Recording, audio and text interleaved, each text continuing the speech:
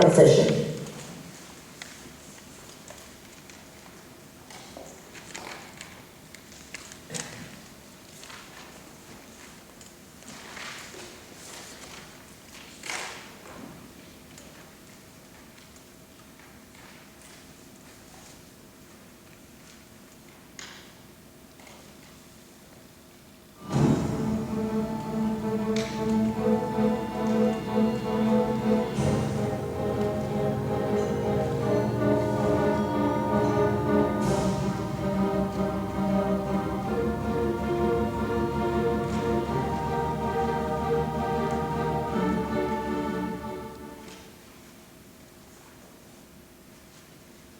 Let us welcome the fifth visit. The fifth visit is Miss Risa Hiroka from St. Paul's University. She will deliver her speech under the title of A Light That Set Us Free. A Light That Set Us Free. Then Miss Hiroka, could you come to the center of the stage and fight for your own purpose?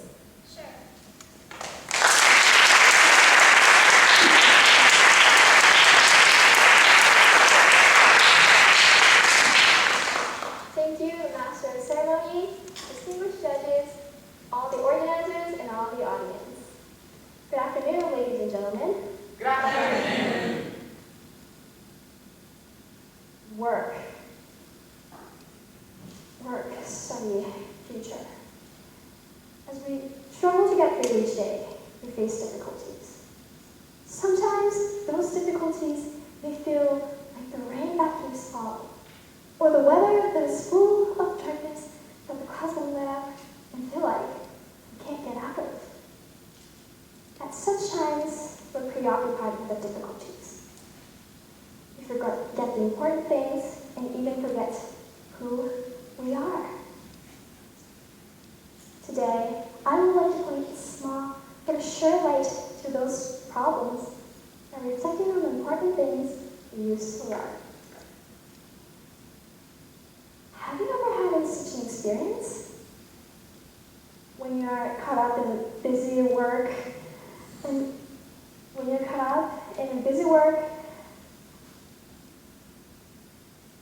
of study, part-time jobs, and other stuff. Or when you're depressed because of a failure and you're stuck in a loop of thinking about the bad things that happened to you. These situations can be called as not having emotional leeway in your heart. It is often used in a negative state and causing harmful effects. I have had such an experience. It goes back to when I entered a university. At that time, I would wake up early every morning, have tons of assignments to do, and join circle activities till late at night. I was enjoying my life to the fullest, but I was constantly busy and meeting new friends. I was more than excited about the lifetime I would spend in this new environment. But that idea suddenly collapsed. It was because my mind and body came to limit. I would wake up early every morning, not get enough sleep, and have a mountain of things I need to get done. I had no space in my heart at that moment, and I was tired of this life cycle.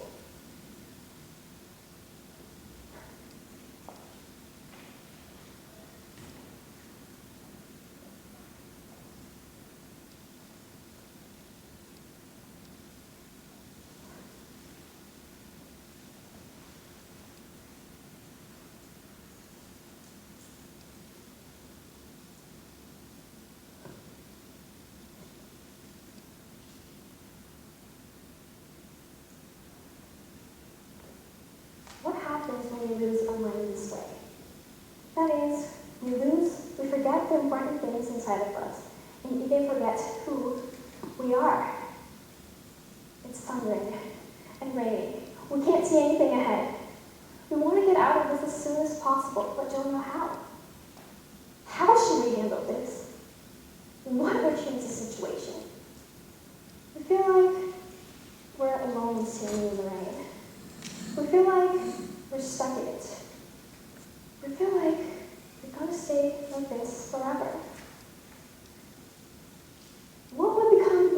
that shines through the dark clouds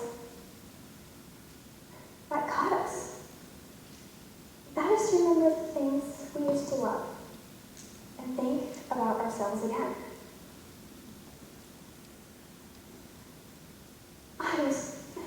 I had such an experience. And I'm tired. I want to get out of this cycle as soon as possible. That was what I was thinking when I was in despair. On my way back home from the same station as usual, I was in despair, wondering how long could days like this go on. There was then a ray of light shone in my face, and my sight was caught above. What I saw there was the beautiful clouds and the sunset. At that moment, I felt like I wanted to cry. It was because it was a thing I used to love when I was little. Watching the clouds. It was a simple hobby that others would laugh at, but it was something really important to me. It was something that excited me every day when I was in elementary school. But I was so distracted by the ever-changing days and the difficulties that faced me, and even forgot the joy and the pleasure of it. But the ray of light that shone on my face reminded me of the things I used to love. And my instant attention came back to myself, asking, why am I trying so hard? What am I striving for? What is important to me? What is something that never changes inside of me? It gave me a chance to be myself again and to reflect on myself again. And it also made me realize that I was too preoccupied with the difficulties. What changed me in those situations was the things I used to love from when I was little. As we struggle to get through each day, we face difficulties. Sometimes those difficulties may feel like the rain that keeps falling, or the weather that is full of darkness that the clouds won't let up, and feel like we can't get out of. At such times, we lose our life. We're preoccupied with the difficulties. We forget who we are and the important things. But by remembering the important things we used to love, you can think about ourselves again. You can recall yourself. You can focus on what you want to do instead of the difficulties that face you. Then the clouds that occupy you may even look like a beautiful view. I hope that a little happiness will come to all of you, just like the ray of light that gave me hope by remembering the things we used to love. Thank you.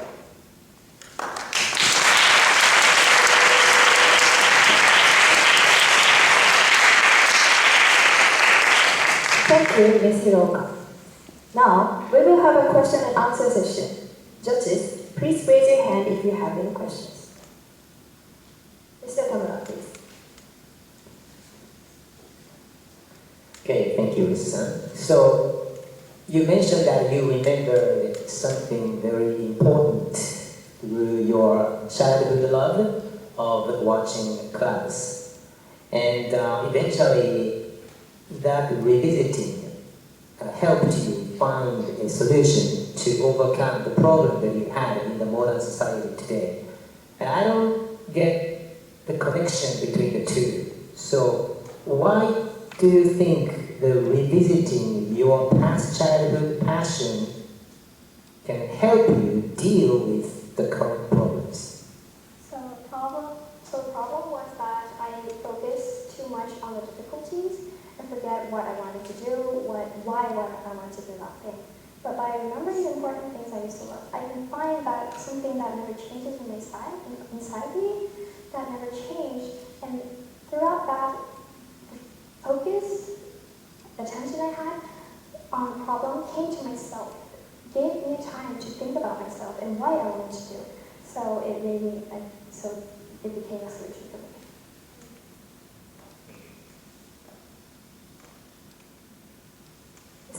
please.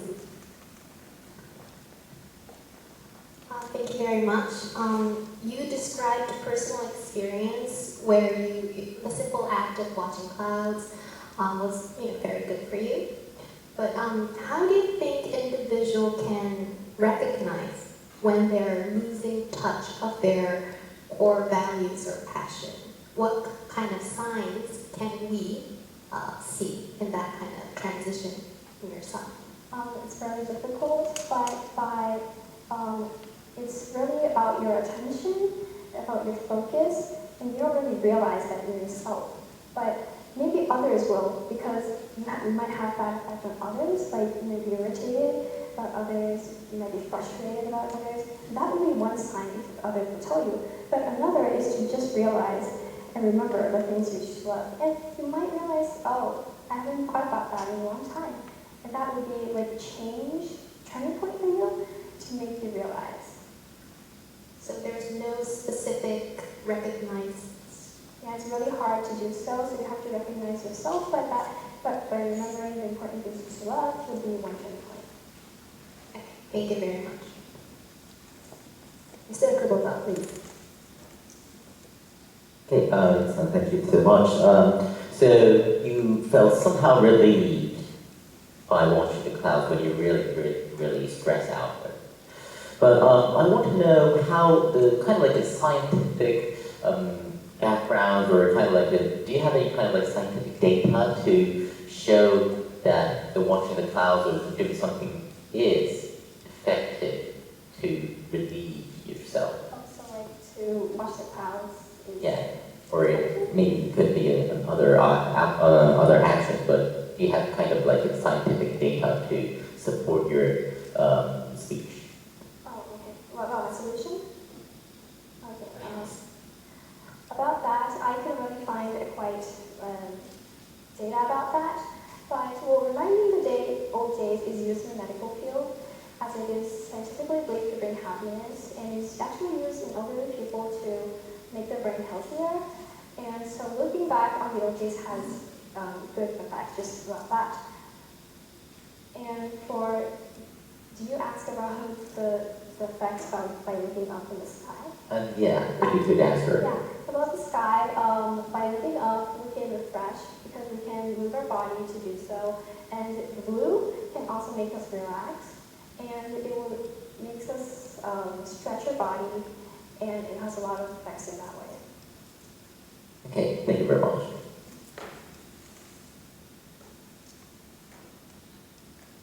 Mr. Miller, please. Thank you very much. So watching the clouds helps you to remember what's important, correct? And how often do you do this, and where do you do this? I try to do it every day, especially when I'm walking. For example, when the traffic light is red, and I have to stop, I take a look at the sky and see what kind of clouds I will meet that day. And it will make me leave and remind me of myself and what I want to do. What if it's a rainy day? Well, I do so in rainy days, especially, because that is when you have to look down consciously. And so I also look at, the rainy clouds are different, there's different rainy clouds. So I observe them, I look at them, and enjoy. Okay, thank you very much. Unfortunately, the time has come. Thank you, all of the judges and Ms. Hiroka.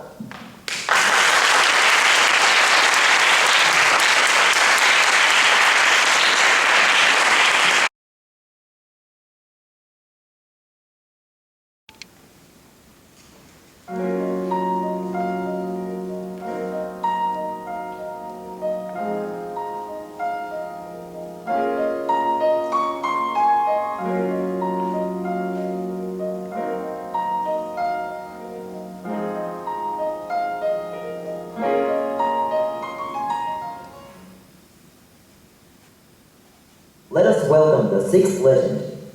The sixth legend is Miss Aoi Hiramatsu from Tsuda University. She will deliver her speech under the title of Who is the main character of your life? Who is the main character of your life? Then, Miss Hiramatsu, could you come to the center of the stage and fight for your own purpose?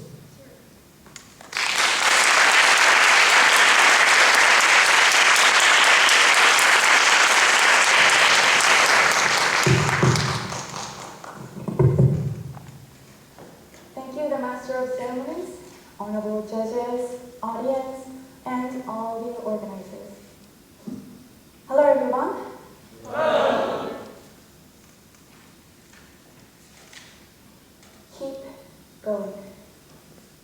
This was the very first speech I wrote as a freshman. By delivering this speech, I tried to be a hero for those who suffered from their biggest failure. In addition, I had always believed that if I keep going, a brighter future would await me. However, in the middle of the road, I faced a big wall which could be called an inferiority complex. My speech life has not always been easy. I had a feeling of inferiority towards my dearest ESS members.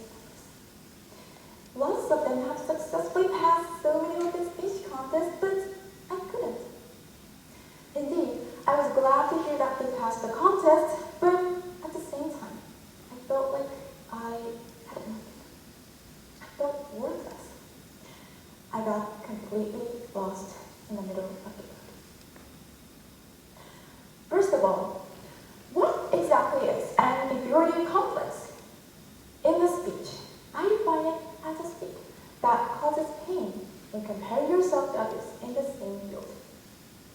Today, I would like to talk about how to relieve the damage caused by this emotion.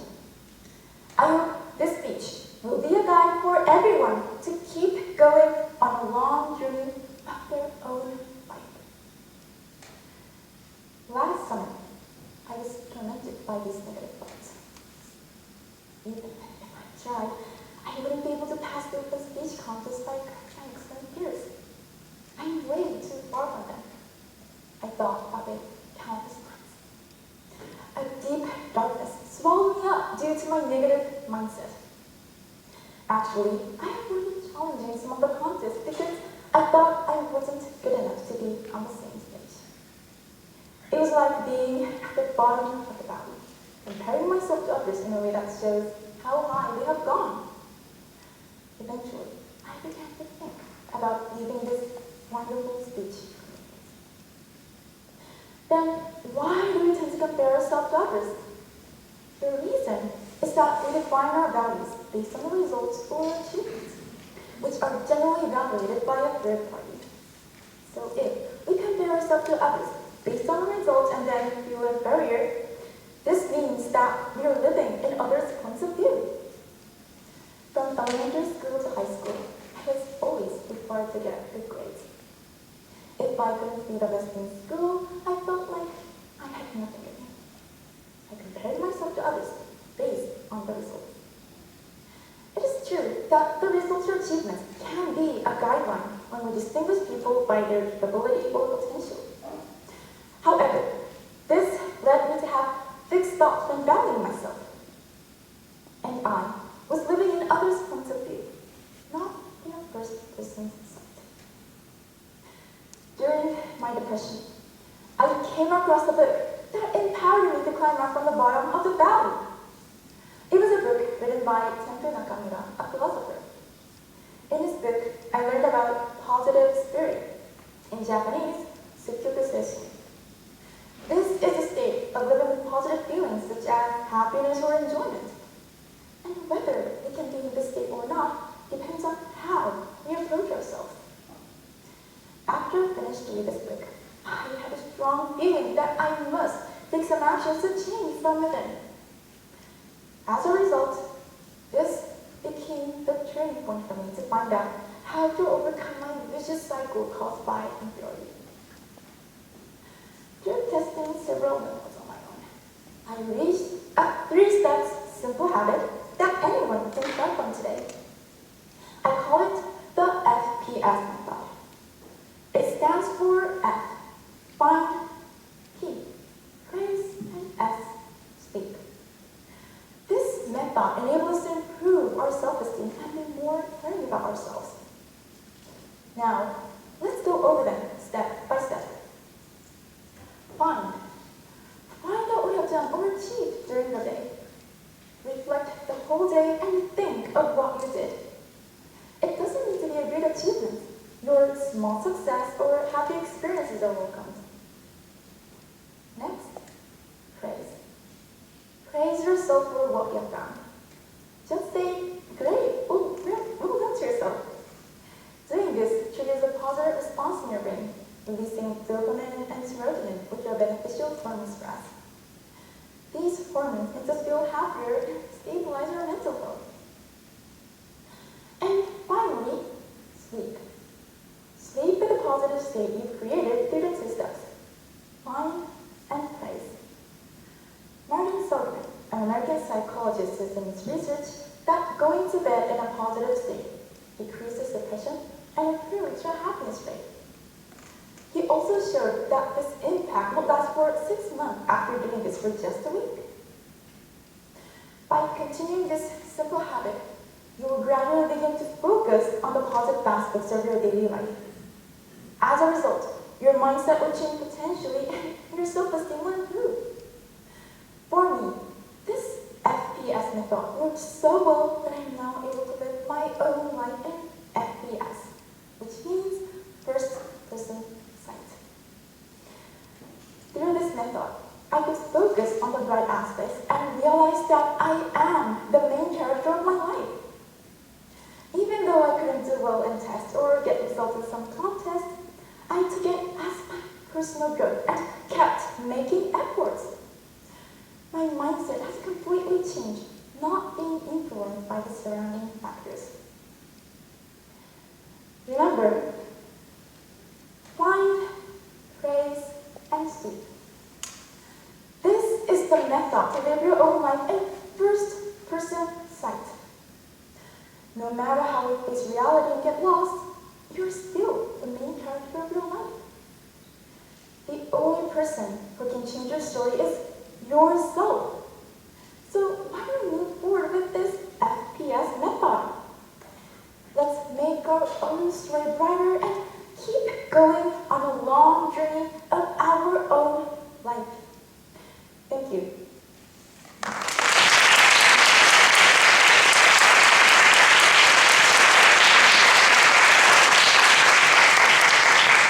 Thank you, Ms. Hiramatsu. Now, we'll have a question and answer session. Judges, please raise your hands if you have any questions. Mr. Kubota, please. Okay, thank you very much, Aoi-san. So, and introducing the FPS concept. So, find, praise, and sleep. So, okay, I understand these 3 steps, but even if you try to find something and which is good and try to praise yourself and you go to bed, but in the next morning, there's society going against your will. Everything is not like going as you wish, right? So how could we, what should we do in the morning? Yeah. After we wake up and see the society, a cruel, harsh society. In the morning, I think we should reflect the yesterday that we what we find your in the morning. I want you to reflect the last day you have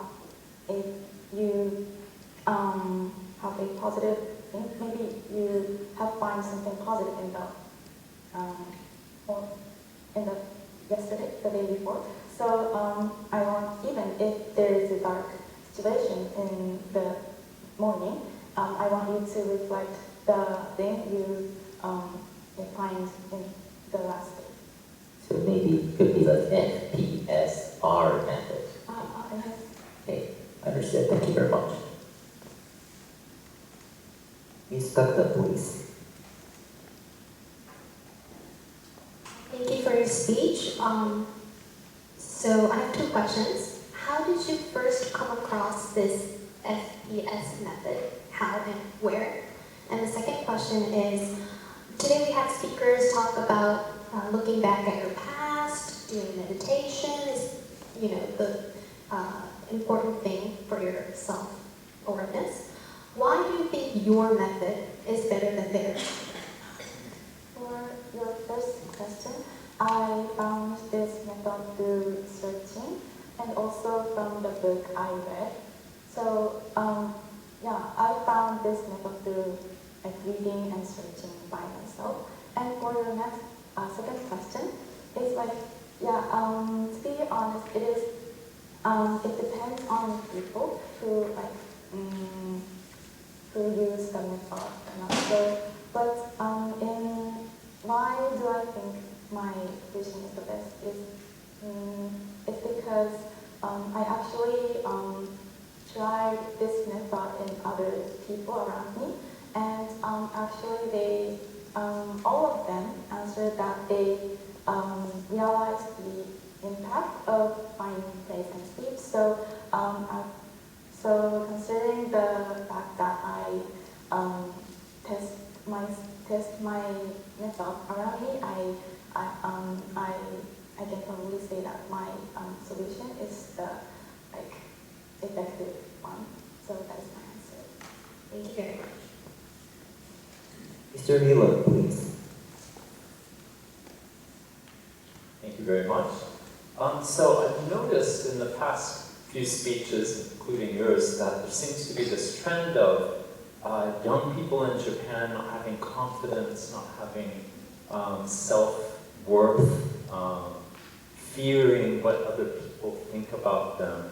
So I'm wondering, why, what's your thought? Why do you think young people today feel this way?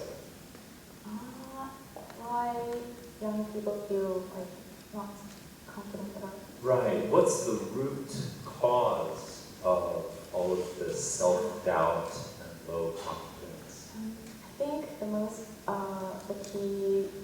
root cause of this is the low self-esteem, because if we have no self-esteem, you have the value on yourself. I think the reason why you think like this is because your self-esteem is very in a low situation. So I think that is the reason. Okay, thank you very much. Unfortunately, the time has come. Thank you all of the judges and Ms. Hiramatsu.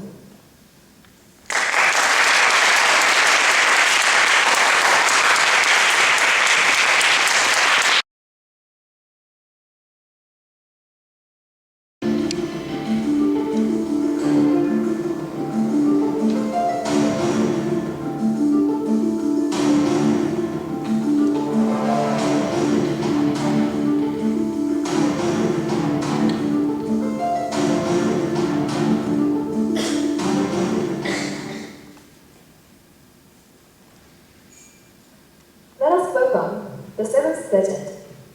The seventh legend is Mr. Hirotaka Kawasaki from Kobe University. He will deliver his speech under the title of Hear the Voice of Your Future Self. Hear the Voice of Your Future Self. Then, Mr. Kawasaki, could you come to the center of the stage and fight for your own purpose? Sure.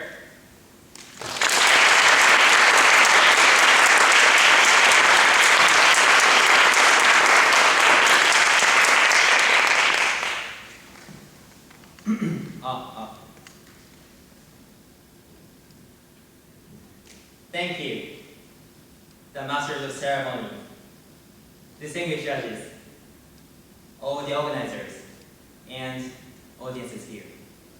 Good afternoon, everyone. Good afternoon.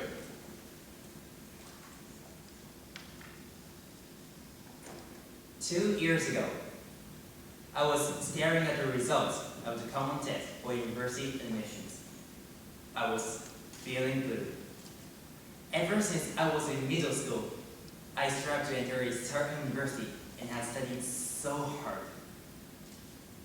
However, my scores did not break the threshold.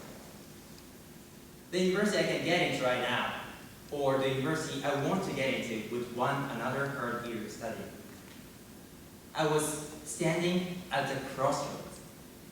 At that time, I considered the risk or the anxiety of falling behind my friends to be too great to bear. Finally, I gave up taking the entrance exam on my first choice and began heading toward my second choice.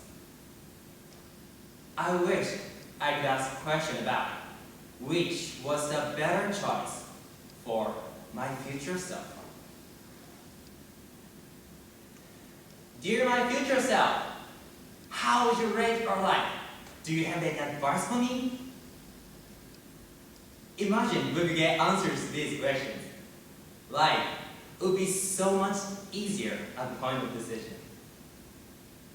A great psychologist in the 19th century, Erikson, illustrated that on the stage of older adulthood, people reflect back on their life and come away with either a sense of fulfillment from a well-lived life, or a sense of regret or despair over a life misspent.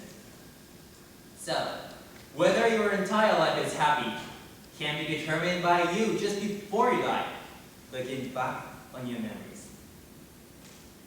That means, to make your life happy, you need to make choices in which you can remove your negative emotions from your memory. Ladies and gentlemen, today I'm standing here to empower your choices now, so that your future self won't regret them later. So let me invite you to delve into the psychology of memory and elderly regret.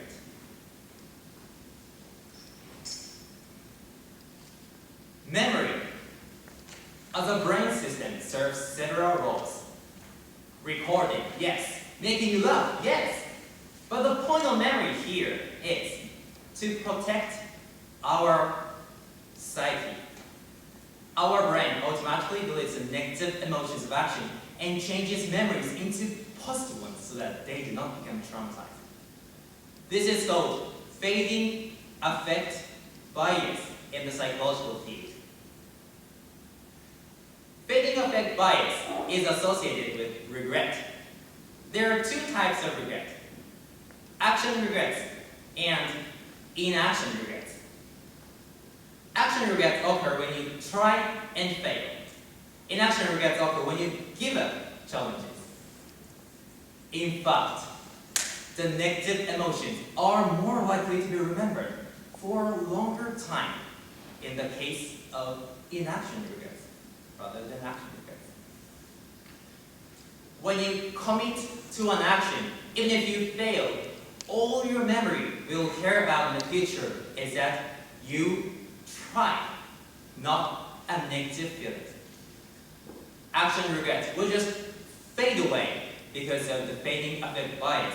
And even a life full of them could still feel fulfilling. On the other hand, when you hesitate or when you are afraid of potential consequences of your action, you ultimately won't remember any of the negative reasons because of that mechanism. You will not remember the anxiety or concern about that challenge. You will just remember your inactivity and think, I wish I could do stuff. This inaction happens whenever you recall your inactivity. So, inaction leads to longer lasting regrets. Then, what is the best choice leading to happiness? Based on psychology, it is just to do anything and everything you want to do to avoid inaction regrets for your future self as a scorer of your life. I know we are sometimes still too scared to take action. The failure or the anxiety might seem to be too great to bear. This inactivity is also important for saving your psyche, so no one can blame you for it. However, one thing you have to keep in mind is that it's crucial to try something after choosing inactivity to avoid regretting your decision. I gave up my challenge at choosing university 2 years ago. I wrote many if sentences on my diary at the time. If I did not give it, would that be more interesting areas for me? If I did not give it, would my job hunting be easier?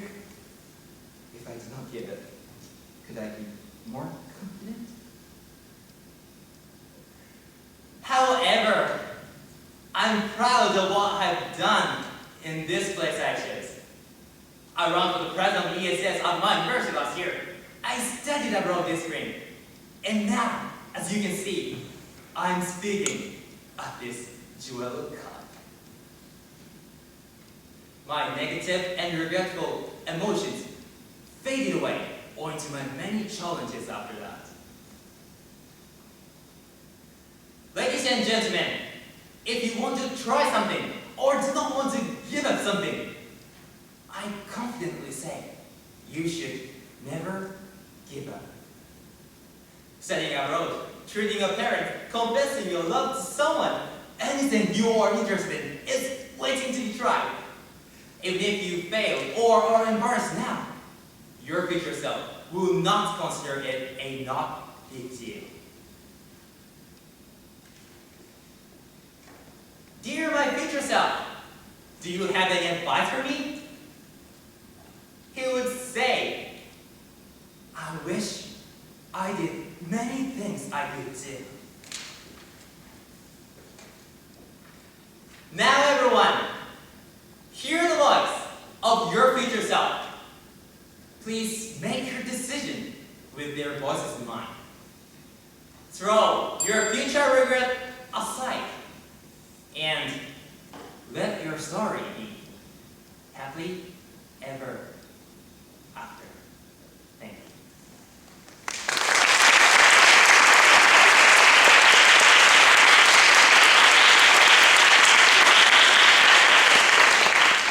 Thank you, Mr. Kawasaki. Now, we will have a question and answer session. Judges, please raise your hand if you have any question. Mr. Tamura, please.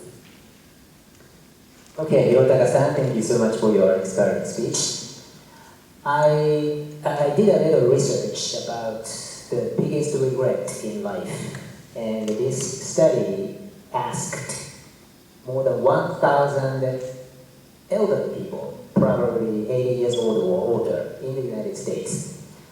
And over 70% of them said the same answer.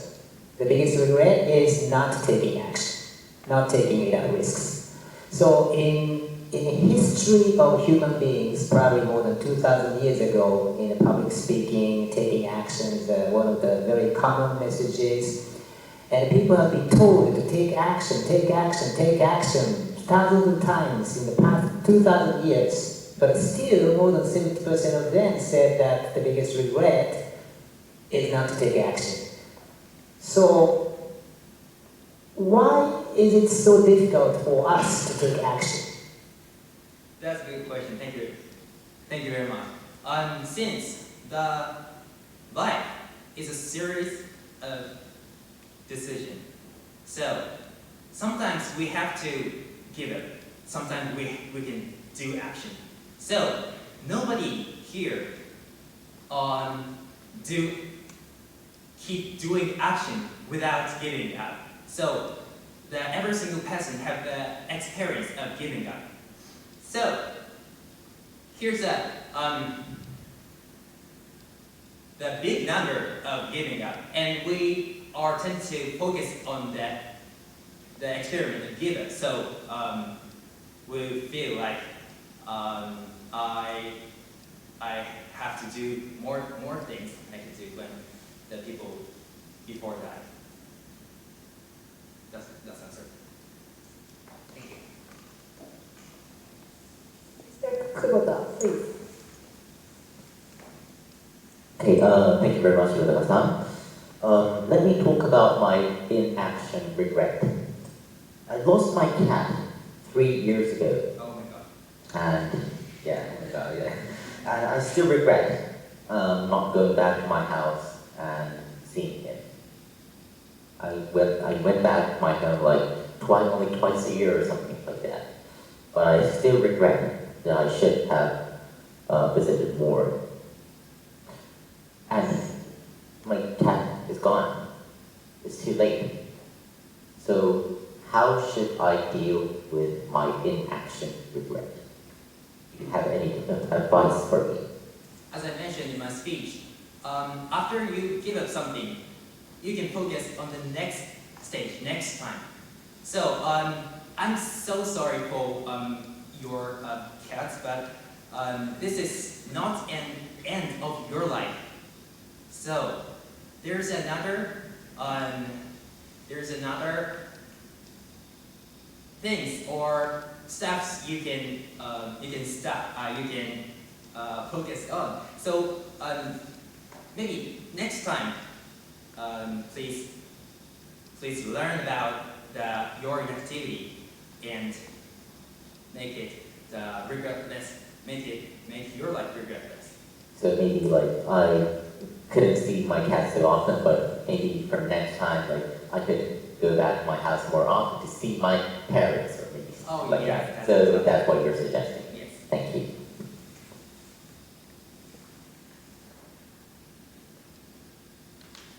Mr. Miller, please. Thank you very much for your speech. So I feel like I'm getting two messages here, like never give up and also don't regret your choices. What's the most important message that you want to give us today? Don't regret your life. Okay, Thank thank you. Yeah, Okay, I got another question for you. So are you a second-year student? The junior. Oh, you're a junior? Okay, so pretty soon you're going to be looking for a job. You're going to get some job offers. And when you choose what company you want to work for or whatever, how will you not regret making that decision? Like, do you think you're going to say, oh, what if I took that other job? It might have been better. Are you going to do that, do you think? Okay. I have one dream since I was a child. I want to be the airline pilot, and I kept focusing on to be the pilot since I was a child. So I never give up that dream, and I'm keep like trying to be the one. Okay, good luck. Thank you very much. Unfortunately, the time has come. Thank you, all of the judges and Mr. Kawasaki. Thank you very much, everyone.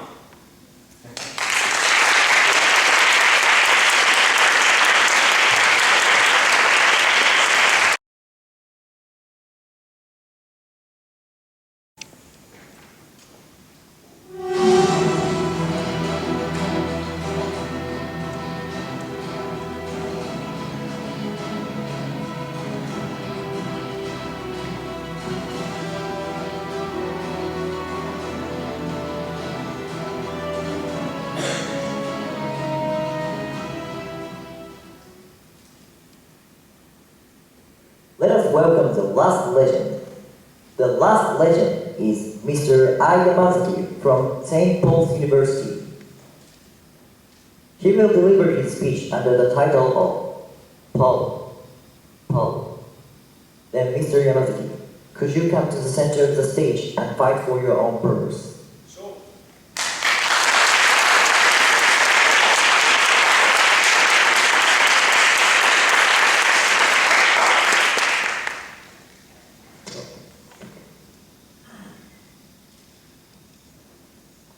Thank you, Master of Ceremonies, honorable judges, and everyone.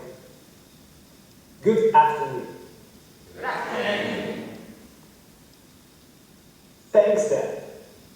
I still remember that day. It was a hot boiling afternoon. Filled with excitement and joy, I used that day wherever I went. It was so exciting that I used it even at midnight. But never did I know that this power was a serious trap that dragged me into despair. What do you think this power stands for? It's in your pocket. It's your smartphone. This power turned my school life into the degenerated age. When I was in high school, I used to enjoy my school life. However, spending time with my pal at midnight became a habit. I lost my concentration towards my school activities. Knowing that I should sleep, my hand starts to grab my phone and open up YouTube. Interesting videos keep popping up from my phone, and I scroll and scroll and scroll. When I look at the clock, I will say, it's already midnight, I can't sleep.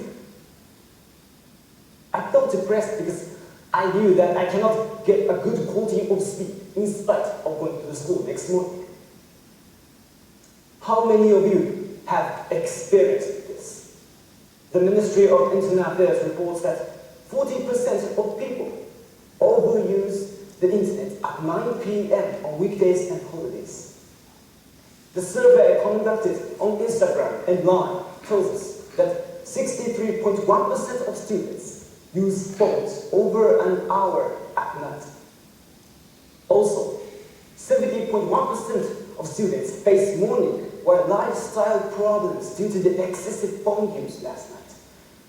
We can see that there are a lot of people who are spending time with their pal at midnight and suffering with it. Let me share my story.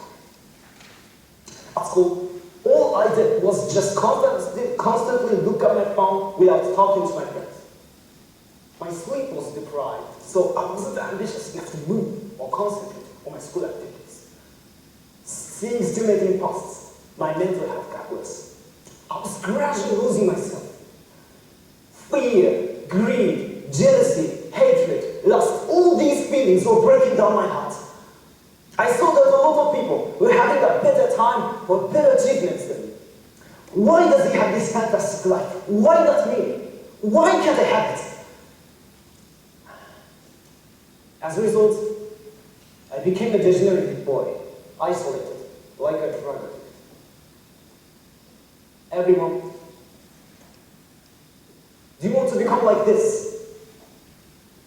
Maybe you're already getting closer to becoming like this. If the answer is no, let us prevent this chaotic issue. Let me show the cause of this. The cause of power is really complex because any factor can cause this problem, such as psychological, environmental, and biological factors. But in this speech, I would like to address the factors that are having the most negative impact on us. That is the excessive dopamine which will be released while we use apps. For example, interesting contents, notifications from apps, pictures, movies, thumbnails. These apps will stimulate the brain's reward system, which will make our brain motivated. This will make us vulnerable to addiction, and as a result, we will end up watching all night long. So, how should we overcome this problem? While its solution may vary depending on individuals, I would like to share my solution. My solution is simple. Delete the most stimulating app and shut down your smartphone. If you delete the most stimulating app, it will dramatically decrease your screen time. If you can't help watching, I recommend you to use it on browsers. I have an experience that watching through browsers can significantly decrease our screen time. Now, please imagine when you try to watch YouTube, the first thing you need to do is to activate Google. Next, you search YouTube. Third, you discover that link and push it. Finally, you can watch videos. I think there's no process to watch videos than an app. This will make us activating YouTube a little bit troublesome. As a result, our time watching YouTube will decrease. Now, some of you might think this is difficult. Then there is one tip that I can give you. Start with a small activity that you can take. If an action or a solution that you can take can decrease your screen time, anything could be okay. Thus, downloading an app that can decrease your screen time is also a great solution. When you succeed in managing your phone, you might have a couple of times to spare. Then I recommend you to use it an activity that will lead to your self-improvement. In my case, I read books before going to bed. After I took this action to manage my power, my screen time decreased to about 6 hours to 3 hours. My power became not my drug, but a super convenient power. I became more active and started to find enjoyment each day. When I go to school, I can concentrate on my studies and my activities deeply. Thanks to my past efforts, I was able to stand on this beautiful stage and give my speech to you people. Now, it's your turn. Remember, start with the small activity that you can take. Indeed, this small action may not have an immediate strong effect on your daily routine, but when it becomes your habit, this will definitely change your life. Our time is limited. We need to stop being not now, not me. We need to start being right here, right now. I hope all of you will take action to manage your power and change your power to not a drug, but a super convenient power. Me, you, together, let us take action to manage our power. Thank you.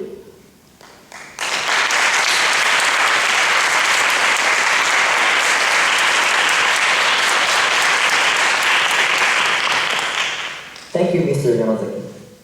Now, we will have a question and answer session.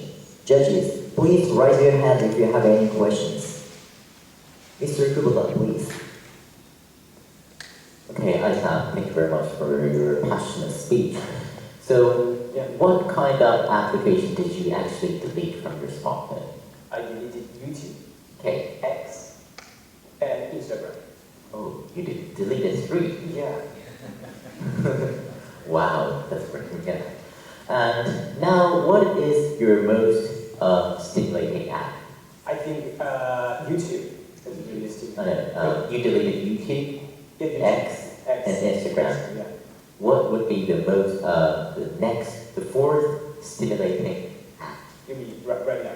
Yeah, right now. Right now. I think Safari. Safari. Is really stimulating. Okay. Yeah. Are you going to delete it? No. In the no, the answer is no. And yeah. And why is that? And yeah, because you need, we can use a lot of convenient tools, like for example, Google Documents, Google Slides, and yeah, there are a lot of things that we can do in Safari. And in the speech I said that I said delete the Muslim League app, but it doesn't mean that deleting all kinds of Muslim League is good. What I meant to say is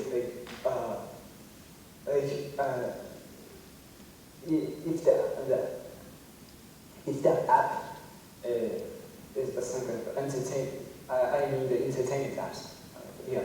It's So Safari is a necessary one. necessary. Yeah. But YouTube, X, and Instagram would be for the entertainment. So you were going to delete it. So you decided to delete that. Yeah. Okay.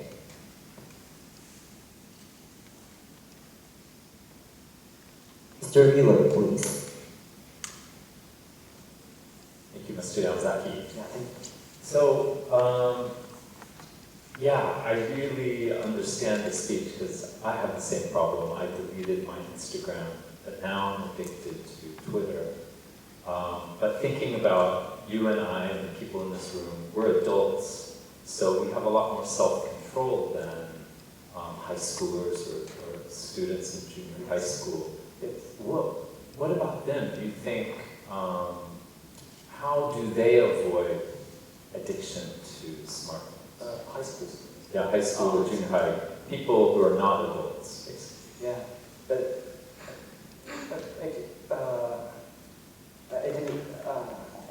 I didn't find any research on this. Yeah, so, but in my experience, that watching some kind of like a video that